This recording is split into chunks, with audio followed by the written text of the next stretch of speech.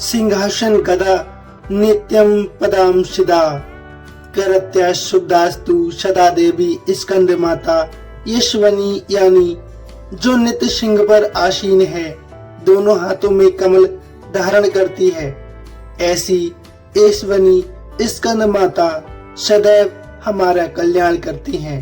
शारदीय नवरात्रि की आप सभी को ढेर सारी शुभकामनाएं। शारदीय नवरात्रि चल रहा है। आज 5वां दिन देवी स्कंद माता की पूजा आराधना की जाती है। तो चलिए आज हम इस वीडियो में आपको बताने वाले हैं स्कंद माता की पौराणिक दिव्य कथा। तो हमारे साथ आप संपूर्ण कथा स्मरण कीजिए और प्रेम से बोलिए जय स्कंद माता। आपके भंडारे भरे, आपका कल्याण हो, हमारी यही कामना है। वीडियो को लाइक शेयर कर लें, साथ ही यदि चैनल पर नए हैं तो सब्सक्राइब कर लें। आइए प्यारे भक्तों, शुरू करते हैं। शारदीय नवरात्रि के 5वें दिन स्कंद माता की पूजा अर्चना की जाती है। माँ स्कंद माता का नाम भगवान स्कंद यानी कि कार्तिकेय की माता होने के कारण पड़ा है। इनका ऐसा स्वरूप अत्यंत सुंदर और ममतामय है। स्कंद माता की 4 भुजाएं हैं। वे कमल के आसन पर विराजमान है और इसलिए उन्हें पद्मासन भी कहा जाता है। उनके दाहिने हाथ में बालक स्कंद है और कमल पुष्प है। बाएं हाथ में वरद मुद्रा और कमल है।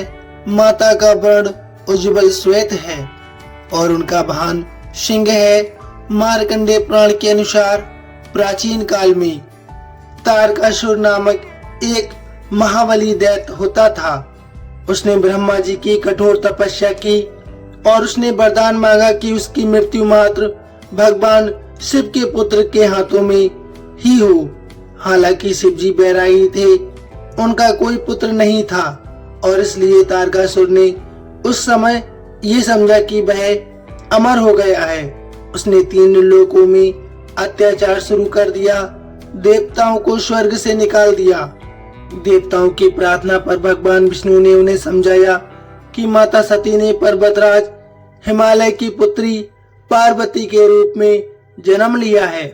उन्होंने कहा कि पार्वती जी भगवान शिव से विवाह करेंगी और उनका पुत्र तारकासुर का वध करेगा। अब इधर माता पार्वती ने घोर तपस्या करना आरंभ कर दिया।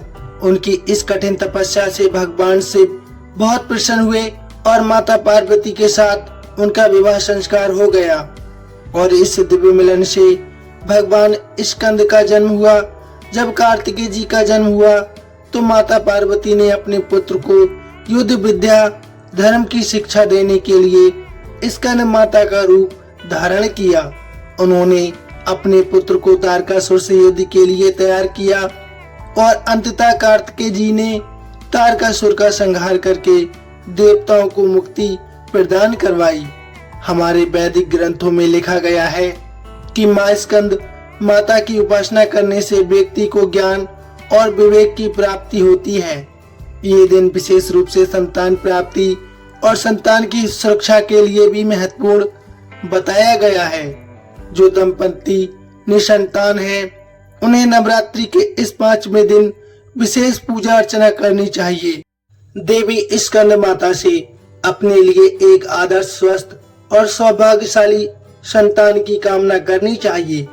इसके साथ ही जिनकी संतान है वे उनकी सुरक्षा और कल्याण के लिए देवी से प्रार्थना कर सकते हैं।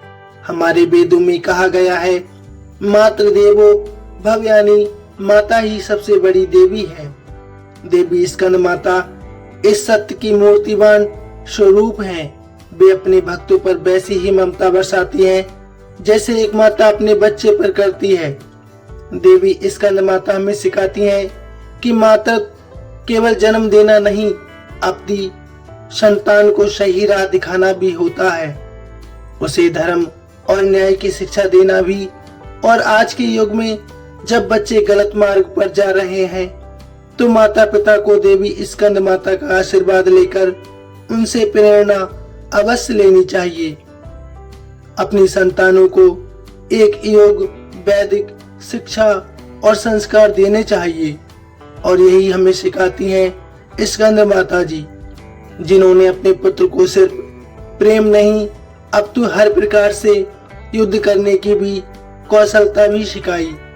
और इसलिए प्रत्येक माता का कर्तव्य है कि वह अपनी संतान को भौतिक शिक्षा के साथ साथ आध्यात्मिक शिक्षा, अपने सनातन धर्म की शिक्षा और अपने पौराणिक संस्कारों की शिक्षा भी दे, नैतिक शिक्षा भी प्रदान करे, जिससे वह आने वाले समय में एक आदर्श समाज की रचना कर सके।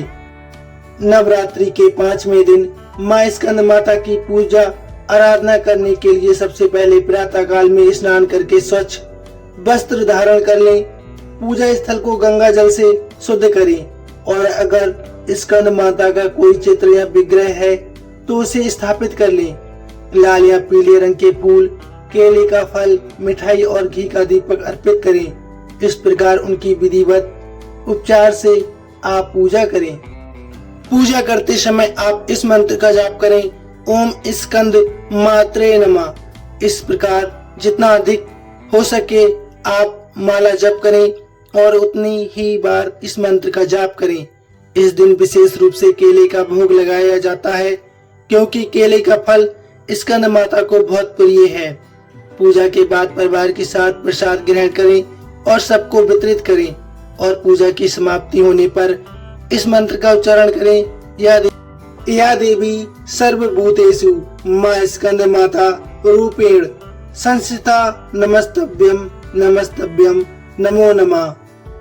मतलब हम माता से प्रार्थना करते हैं कि वे हमारे जीवन में ज्ञान का प्रकाश भरें, हमारे संतानों का कल्याण करें और धर्म के मार्ग पर चलने की शक्ति और सात्विक बुद्धि प्रदान करें। शारदीय नवरात्र के इन पवित्र दिनों में हम देवी स्कंद माता को प्रेम पूर्वक, श्रद्धा पूर्वक प्रणाम करते हैं और उनसे आशीर्वाद की हम कामना करते हैं। हे माता, हमें आशीर्वाद अवश्य प्रदान करो, हमारा कल्याण करो, हमारे बच्चों का कल्याण करो, हमारे परिवार का कल्याण करो, हमें सुख समृद्धि, वैभव, यश, मान सम्मान में प्रतिष्ठा प्रदान करो। हे माँ, हमारा कल्याण करो।